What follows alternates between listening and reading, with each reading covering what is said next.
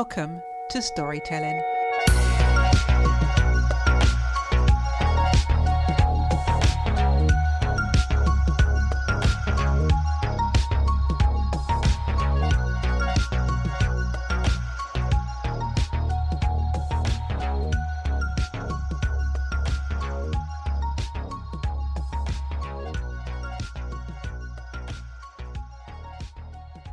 This week's guest is a seasoned life and business coach and certified NLP practitioner with over 3 decades of experience in operational and financial roles across Ireland and the UK.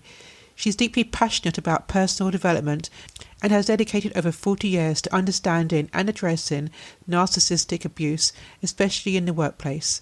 Her mission is to help others recognise toxic dynamics, rebuild self-esteem, and create healthier, more balanced relationships both professionally and personally. Please welcome Paula King. Hello, Paula, and welcome to the podcast. Hi, Debbie. Thank you for inviting me onto your podcast. Paula, what is narcissism? Narcissism is a word that's thrown around a lot lately, certainly in the last couple of years, without any real understanding of what it is. Narcissism is on a spectrum. And on the higher end of the spectrum, you have narcissistic personality disorder, NPD, which would need to be diagnosed by a specialist. And this rarely happens because narcissists do not believe that there's anything wrong with them. So they will very rarely get diagnosed. There's 2 types. There's the covert and the grandiose. The grandiose, we all know the grandiose type. They're arrogant, they're in your face, they're loud, they're egotistical. They can be male or female. The covert is much more subtle. They can present as being very vulnerable, very caring, but they have exactly the same tactics as the grandiose type. And so, as I said, narcissism is on the spectrum, and at the higher end of the spectrum, you have narcissistic personality disorder. We all have narcissistic traits from time to time. We can all be selfish and we can all be self-absorbed. That's a completely different thing. That's just you're displaying that trait. In order to be considered a narcissist, you would have to have a consistent pattern in the traits. And what does it look like in the workplace? In the workplace, it plays out in many different ways. Historically and currently, narcissism is rampant in the workplace. And it is not isolated to any particular industry. It's everywhere. Narcissists tend to be all about themselves, very arrogant, can't control their emotions, mainly anger. They'll be quite aggressive, and they will have no respect for people. They've no respect for boundaries. They're ruthless. And in saying that, they get very high positions in companies because they are able to make money. At the end of the day, they can make money. They can get results for the business. And a lot of the time, the business doesn't look at the behaviors of the individual. So I think today's the first time I've actually heard it being described as a disorder. Yes. How was it recognized as a disorder? I don't know where it originated, but narcissism, as far as I know, goes back decades, possibly centuries. I believe, my personal opinion is that it is a generational thing that's been passed down. It is said that in order to be a narcissist, there has to be abuse or severe trauma in their childhood where the front part of their brain has been damaged, the part that controls empathy. That's one striking thing about somebody that's a genuine narcissist, is they lack empathy. Mm-hmm. So when you think about empathy, in order to nurture or maintain relationships, you need empathy, yeah? So how do you function in the world, be it in your work or in your personal life, without empathy? A narcissist is the way they are, or they have this disorder because they have suffered severe abuse in their past. But what kind of challenges do co-workers face when dealing with a narcissistic colleague or boss? It's very challenging because if it's your direct boss, it's a nightmare because you're working with them on a daily basis and you are answerable to them. So they're supposedly leading you. But narcissists don't lead anybody. They just abuse people. They're very derogatory. They'll be gaslighting you all the time. Gaslighting is a very insidious form of abuse, very subtle, where they will just constantly deny it, backtrack and get you to question what you've said or what you've done. They'll mock your career. They'll just make each day painful, but they're very critical of their team members or anyone close to them. They just pick at them all the time. So it is a very stressful position, and it's a very common position to be in if you're working for a narcissistic boss. So what are some of the things that we can do to counteract that? I think it'd be probably helpful just to quickly explain to you what the traits are, to recognize the red flags, to recognize, to see if you are working for a narcissistic boss or a coworker. So one of the first things is that they constantly criticize you and chip at your self-esteem. And an example of this is that they are constantly criticizing and picking the work that you've done. So even if you've done an amazing job, they'll take you down a peg or two. Another obvious one, and I think a lot of people will be able to relate to this, is they have regular anger and rage outbursts. They are the boss that's always shouting. They're the boss in the boardroom that is shouting at people and overpowering people. Gaslighting. Now, as I said earlier, that's a very insidious form of abuse. It's very subtle. You might notice it for a long time, and it's only when it's explained to you, you go, oh my God, that I'm actually being gaslit. And that's when you're made doubt your own reality. And an example of that in the workplace would be your boss blatantly denies a version of events and twists conversation around to suit them, leaving you very confused. That would be very common. Controlling behavior. These are classic ones. Micromanaging you and interfering in your team dynamics.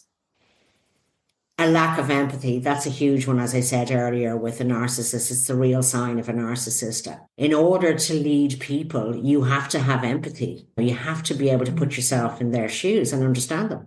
Narcissists are incapable of doing that. And they're a very arrogant individual. They usually have the grandiose type will usually have a presence about them. You'll know when they walk into the room. You know, that kind of vibe where you can feel them before you can see them kind of thing. And they have a massive sense of entitlement. In other words, they believe you have to do everything that they say. They're the boss, that kind of superiority kind of complex. Now, if you're getting all of that stuff day in, day out, it's going to take its toll on you. And also, it can be very confusing for the person at the receiving end of it, because you're trying to do a job. So you have targets to meet. You have a role to perform. Chances are you're also managing people.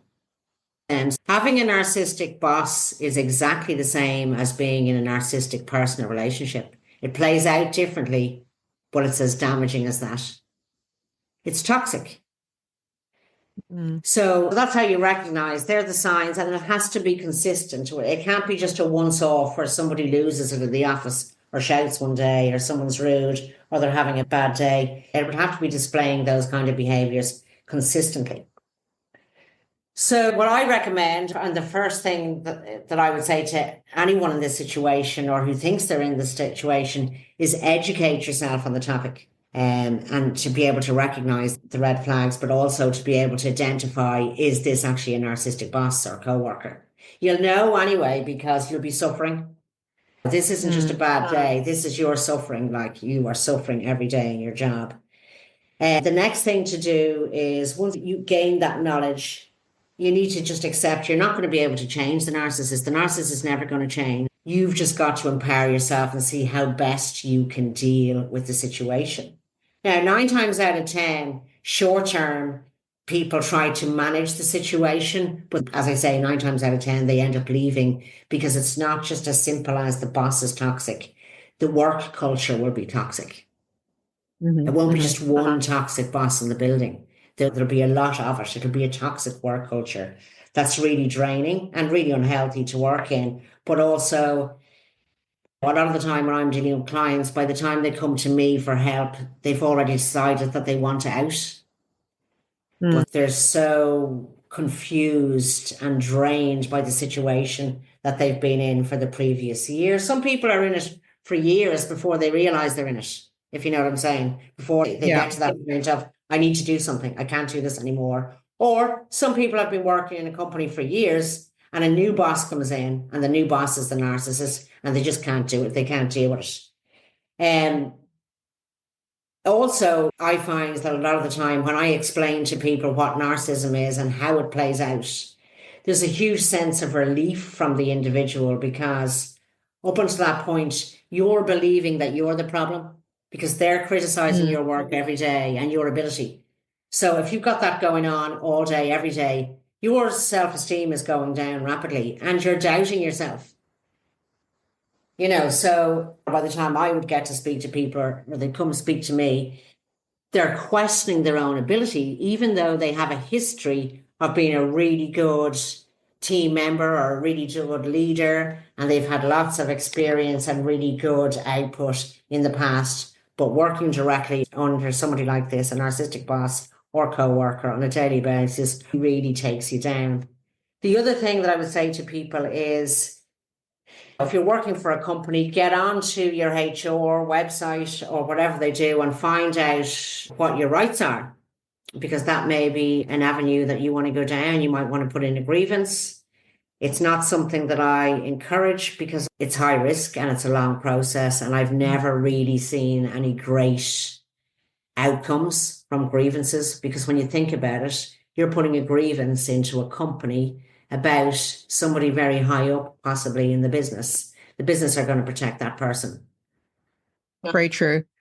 They always do, because at the end of the day, the way the business look at it, unfortunately, is that person is worth more to the business than you are.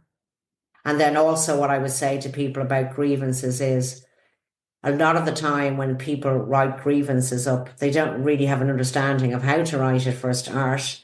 But also, more importantly, they're very emotional when they're writing the grievance. So the grievance goes in full of emotion and the facts and the evidence are drowned. You don't know what they are. And for that very reason, the grievances are not withheld. It's really unfair because you're in this nightmare situation. And like most of my clients are middle managers. So they've got big jobs in big companies. So they're working directly for a director and they have their own team. So they're trying to manage their team. They're trying to manage this boss scenario, which is seriously taking its toll on them. They're also, middle managers tend to be like exactly that, the middle manager. They are the person between the narcissist and the team. So the middle manager is the buffer. It's taking the hit for the team as well as the hit directly from the boss.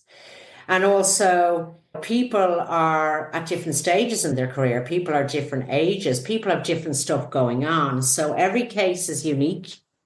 Not every case is the same. Obviously, there's a lot of similarities. And 75% of my clients are male between the age of 32 and 52, which is quite interesting because, and most of them would be men that have been in that situation for quite some time before they felt they could do something about it.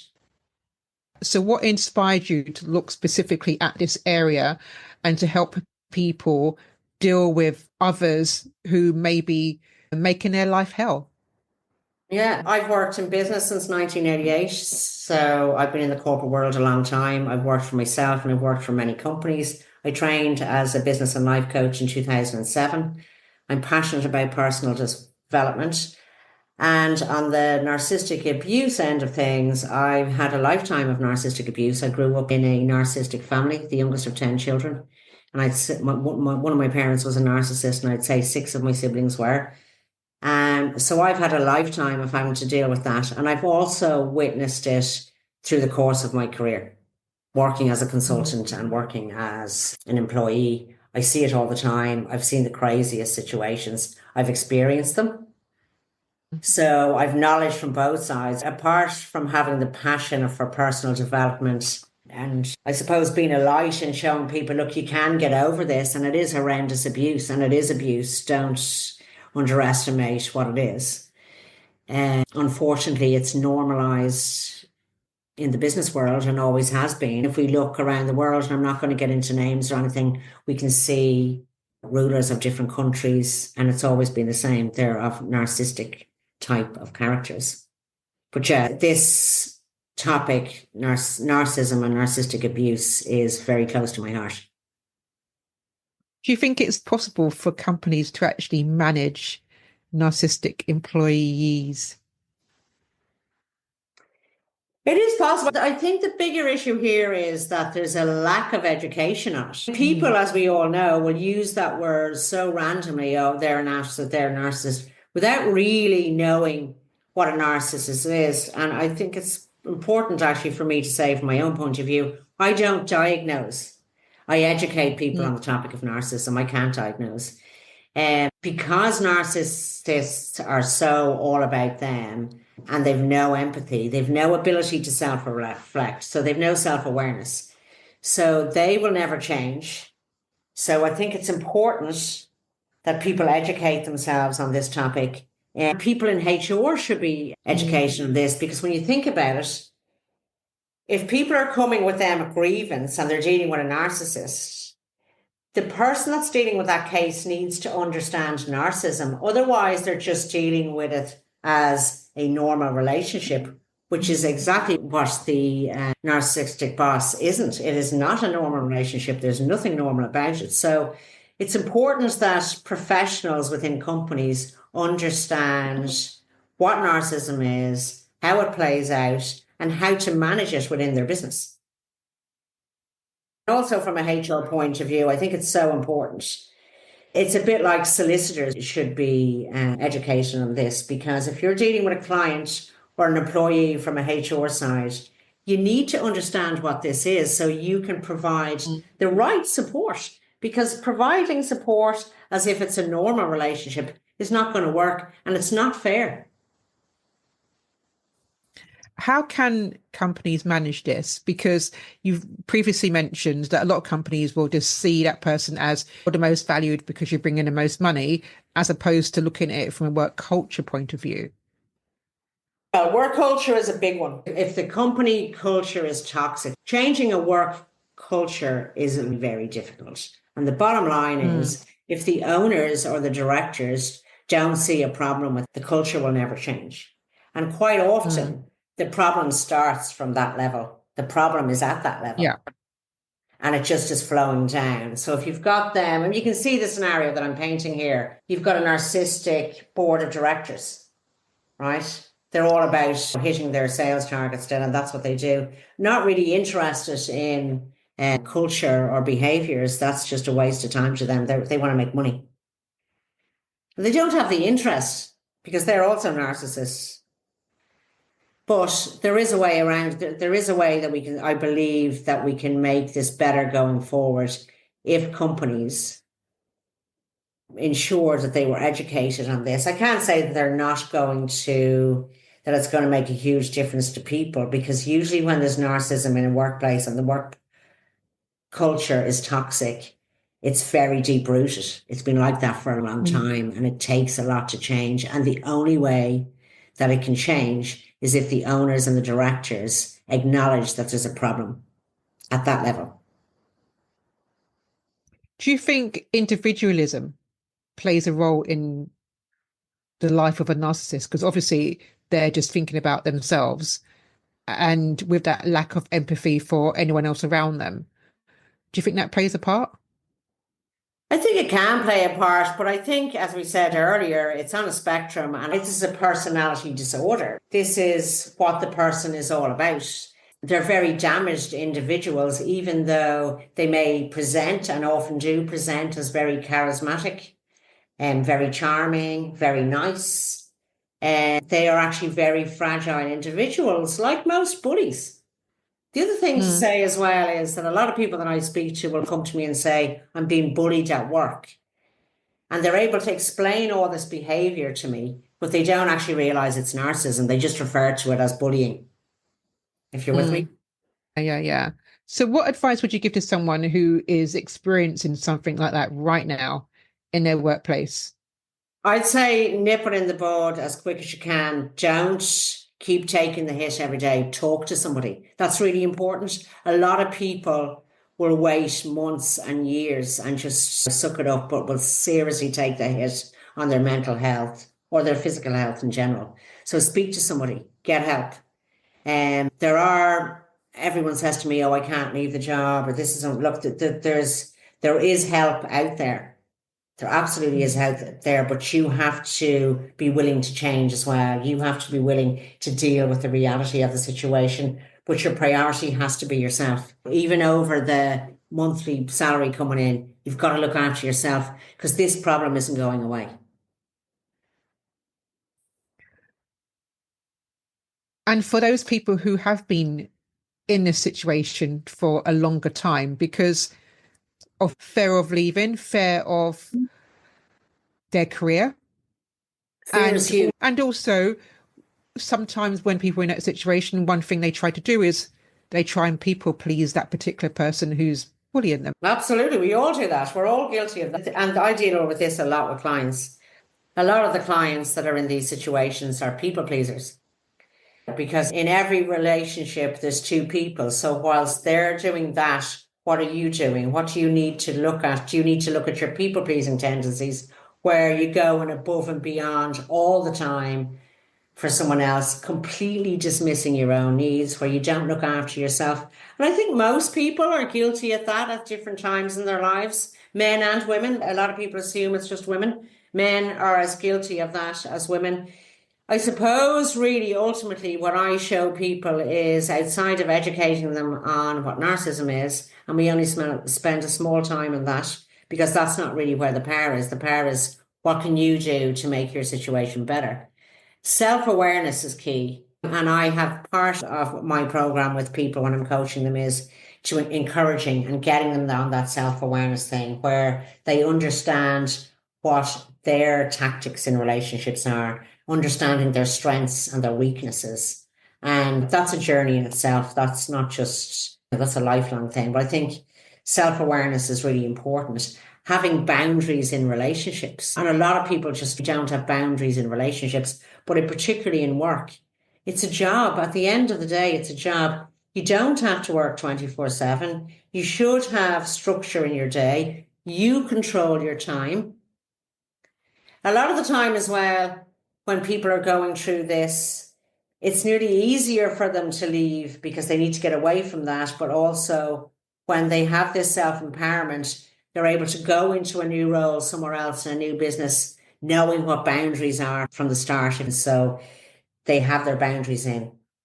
Whereas a lot of people, we've all done it. We go into jobs and we bend over backwards to please the boss to get a rise or to get a promotion. And you end up, or one classic tactic of a narcissistic boss is they dangle the carrot. They tell you they're going to give you a promotion if you do X, Y, and Z.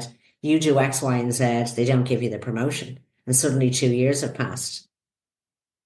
Yeah. There's a lot of that goes on. Or the other big one with narcissistic bosses is if they get any kind of indication that you're not pulling with them or working with them, they'll just drop you like a hotcake. You're gone. In their mind, as I said at the start of this conversation, this is exactly the same as a toxic relationship. Exactly the same. You'll be dumped. So you've worked with a lot of clients. Can you tell me some positive stories that have there's loads come of positive. out? There's Yeah. loads of positive stories. This, I always say to people, this has to be just a turning point in your life. It's like any crisis. You've got to use it as an opportunity for you to change and transform. It's an absolutely horrendous position to be in. With the right help and the right support, you will move on from this and you will gain better understanding of yourself and people. All the people that I work with are great stories because they're employing a coach to help them. They've already made a decision that they're going to commit to some kind of change. That's why they've contacted me. They have as I said earlier, the majority of my clients are middle managers working in big companies. So they know what they're about. They want to just move on. And and a huge amount of the clients actually end up working for themselves, funnily enough. I suppose the pandemic has allowed for that as well with remote working. What is a top tip that you would give to someone to actually move forward away from this situation?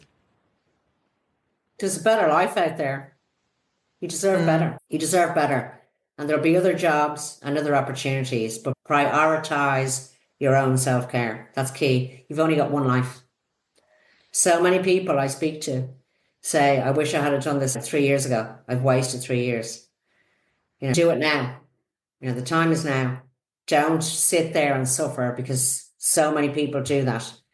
I'm sure whether you've experienced yourself or you know of people, it's like staying in that marriage, isn't it, that you shouldn't stay in. It's the same thing. Just, you've got one life. Talk to people, get out. It doesn't have to be straight away. You don't have to people panic when I say get out. Obviously, you need time to do that, and there's a process in that. But I suppose the main message I always have to say, you deserve better. You're not in work to be abused. Paula, thank you for sharing something that's really eye-opening and affecting lots of people right now. And thank you for being a guest on the podcast. And thank you so much, Debbie. If you would like further details about Paula, then please follow links in the show notes.